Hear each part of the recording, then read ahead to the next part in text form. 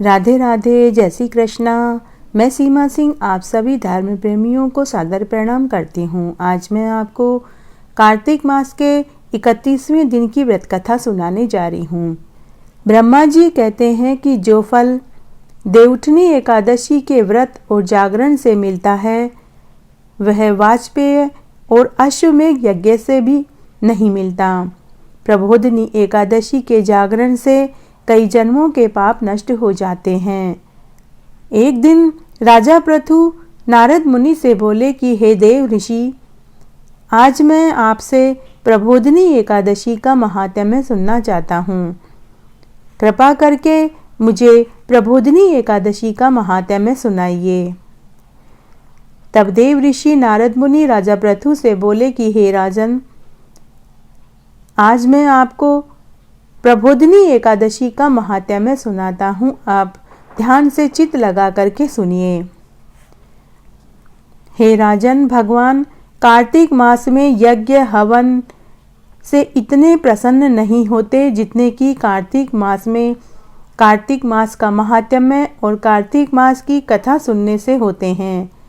जो मनुष्य एकादशी के दिन रात्रि जागरण करता है, कपूर से भगवान की आरती करता है, प्रबोधिनी एकादशी के दिन मंदिरों में, तीर्थ स्थलों में, पवित्र नदियों में दीपदान करता है, वह मनुष्य वैकुंठ को प्राप्त होता है। दही, दूध, घी, शहद और जल से भगवान को स्नान जो कराता है वह मनुष्य जन्मों जन्मों की मुक्ति प्राप्त कर लेता है। जो मनुष्य प्रबोधिनी एकादशी के दिन अन्न दान करता है, वस्त्र दान करता है, वह मनुष्य आभूषण दान करने से जितना फल प्राप्त कर लेता है, उस मनुष्य को विष्णु लोक की प्राप्ति होती है। प्रबोधिनी एकादशी के दिन शंख में जल भरकर भगवान विष्णु को जो मनुष्य स्नान कराता है वह कपिला गाय के दान करने जितना फल प्राप्त कर लेता है। जो मनुष्य कार्तिक मास में अपने हृदय में विष्णु का रूप, मुख में भगवान का नाम, पेट में नैवेद्य भगवान विष्णु के चरणामृत को पीता है और भगवान विष्णु के चरणों के जल को मस्तक पर लगाता है, वह साक्षात विष्णु रूप ही होता है। कार्तिक शुक्ल एकादशी के दिन भक्ति भाव से मनुष्य को व्रत करना चाहिए।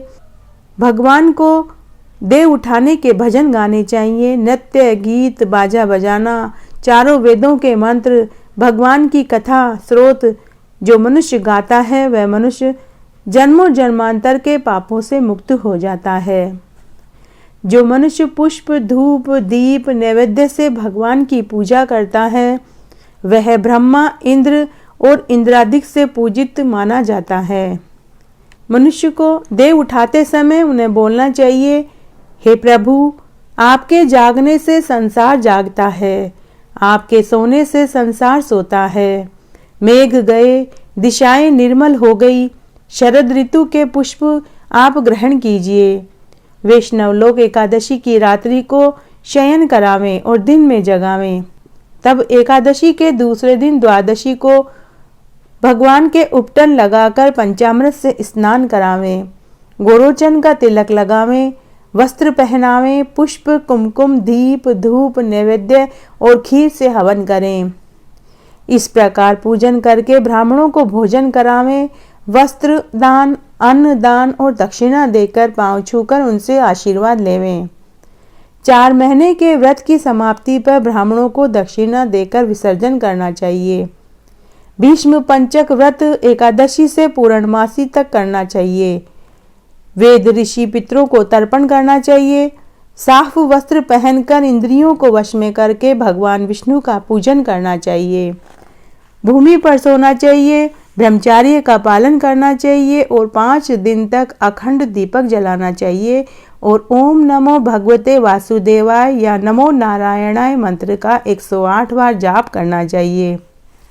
पूजा करने के बाद अर्घ्य देकर तिल, जौ, शीर, ओम नमो नारायण इस मंत्र से हवन करें। द्वादशी को गोमूत्र, त्रयोदशी को गोदुग्ध, चतुर्दशी को गोघृत, पूर्णमासी को गौ का दही और 5 दिन तक विधि से स्नान करके पूजा करें।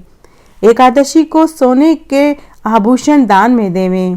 द्वादशी को घी, त्रयोदशी को गोदान, चतुर्दशी को खीर और पूर्णमासी को सफेद काले तिल और अन्न का दान करें। पूर्णमासी को आंवले के नीचे श्राद्ध करने से हंस नाम वाला ब्राह्मण युधिष्ठिर हुआ। भीष्म पंचक के दिनों में भीष्म जी का तर्पण करना चाहिए। वसु के अवतार शांतनु के पुत्र चंद्रवंश में उत्पन्न बेयाद्रपद गोत्र संस्कृत प्रवर वाले पुत्र रहित सत्यव्रत गंगा के पुत्र जन्म पर्यंत ब्रह्मचारी रहने वाले भीष्म जी का तर्पण करने से वर्ष भर के सभी पाप नष्ट हो जाते हैं। सव्य होकर चारों वर्ण भीष्म जी का तर्पण कर सकते हैं। व्रत करने वाला पूर्णमासी तथा प्रतिपदा को खीर का भोजन ब्राह्मण को करावे और बाद में स्वयं भोजन करें। एकादशी का उद्यापन करने के लिए नित्य क्रिया से निवृत्त होकर साफ रेशमी वस्त्र धारण करें। अपनी स्त्री को उसी प्रकार पवित्र करके सपत्नीक शुद्ध मन से आसन पर बैठें। ओम पवित्रस्थो इस मंत्र से यजमान पवित्री धारण करें। भगवान का ध्यान करें।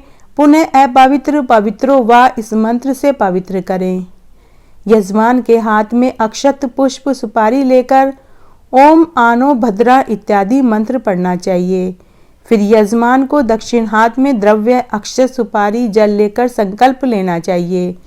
संकल्प करके पृथ्वी गौरी गणेश का पूजन करके कलश की स्थापना करें।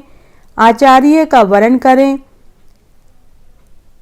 पूर्व निर्मित सर्वतोभद्र पर ब्रह्मादि आदि देवताओं का आह्वान करें। उनके ऊपर ताम्र कलश स्थापित करें। कलश में चावल भरें। उसके ऊपर चांदी का पात्र रखें। अष्टदल कमल बनाकर प्रधान देवता का आह्वान करें। सहस्त्र शीर्षा पुरुष है इत्यादि मंत्रों से लक्ष्मी सहित विष्णु जी का आह्वान करें। अष्टदल के 8 पत्रों पर क्रम से अग्नि, इंद्र, प्रजापति, विश्वदेवा, ब्रह्मा, वासुदेव, श्री राम का नाम लेकर आह्वान करें। फिर चारों दिशाओं में क्रमशः रुक्मणी, सत्यभामा, जामवती, कालिंदी आह्वान करें। चारों कोणों में आग्नेय आदि क्रम से शंख, चक्र, गदा का आह्वान करें।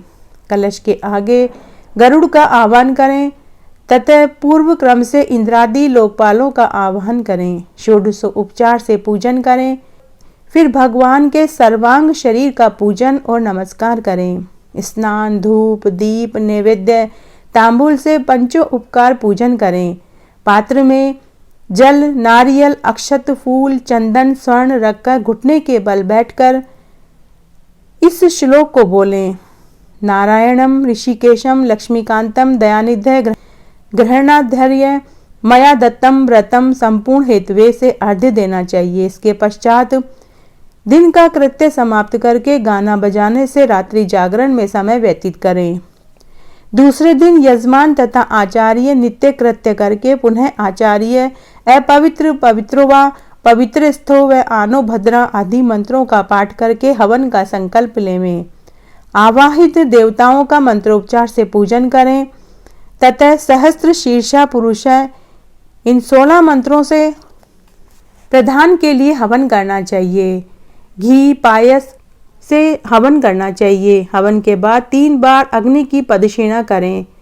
फिर जानू के बल बैठकर पुरुष सूक्त का पाठ करें। शेष हव्य और आज्य का हवन करें तथा आचार्य शुल्ब प्रहरण करके प्रायश्चित संकल्प करावें और हवन समाप्त करें। ब्राह्मण को तूर्ण पात्र का दान दें। आचार्य को दक्षिणा दें और साथ में बछड़ा सहित दूध देने वाली गाय दान में दें। यजमान 12 ब्राह्मणों को केशव 12 देवताओं का स्वरूप मानकर पूजन करें। 2 कलश दक्षिणा, धन, मिठाई, वस्त्र से युक्त करके देवें तथा प्रधान पीठ पर कल्पित केशव आदि देवताओं का उद्यापन करके आचार्य को दान दें। आचार्य वैदिक मंत्रों के साथ जल छिड़के अग्नि की पूजा करें। फिर प्रार्थना करें, विसर्जन करें। ब्राह्मणों को भोजन कराकर दक्षिणा सहित तांबूल जरूर दें और बाद में स्वयं सह परिवार और इष्ट मित्रों सहित स्वादिष्ट भोजन करें। विधि पूर्वक आचार्य के निर्देशन से प्रबोधिनी एकादशी का उद्यापन करने से संपूर्ण सिद्धियों की प्राप्ति होती है। प्रबोधिनी एकादशी के उद्यापन की सामग्री कौन सी होनी चाहिए?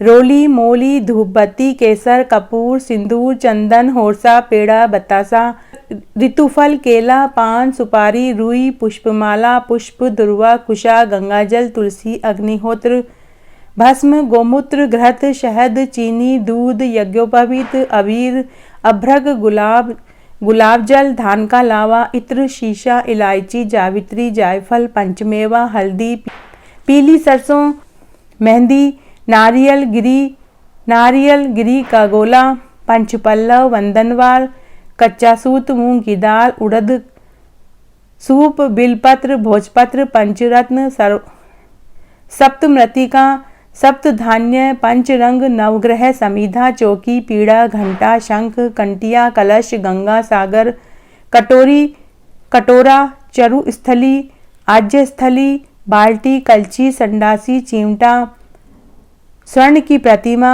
प्रधान प्रतिमा चांदी की कटोरी, पंचपात्र, आचमनी, अर्घा, तष्टा, सुवर्ण जिह्वा, सुवर्ण शलाका, सिंहासन, छत्र, चमर, तिल, चावल, यव, घृत, चीनी, पंचमेवा, भोजन पत्र, बालू, ईट, हवन की सामग्री, आम की गोईठा, दिया सलाई, यज्ञपात्र, वर्ण सामग्री, धोती, दुपट्टा, अंगोछा, यज्ञोपवीत, पंचपात्र, आचमनी, अर्घा, तष्टा, लोटा, गिलास, छाता, छड़ी, कुशासन, कंबलासन, कटोरी, गोमुखी, रुद्राक्षमाला, पुष्पमाला, खड़ाऊ, अंगूठी और देवताओं को देने वाले वस्त्र। शय्या सामग्री, विष्णु भगवान की प्रतिमा, पलंग, तकिया, चादर, दरी, रजाई, पहनने के वस्त्र, छाता, जूता, खड़ाऊ, पुस्तक, आसन, शीश, घंटी, पानदान, छत्रदान, भोजन के बर्तन, चूल्हा, लालटेन, पंखा, अन्न, घृत और आभूषण। ये सभी एकादशी के उद्यापन की सामग्री हैं। इस तरह आज मैंने आपको कार्तिक मास के 31वें दिन की व्रत कथा सुनाई। आशा करती हूँ आपको जरूर पसंद आएगी। मेरे साथ बने रहने के लिए आपका धन्यवाद। आगे के महात्म्य के लिए भी आप इसी तरह मेरे साथ बने रहें। धन्यवाद।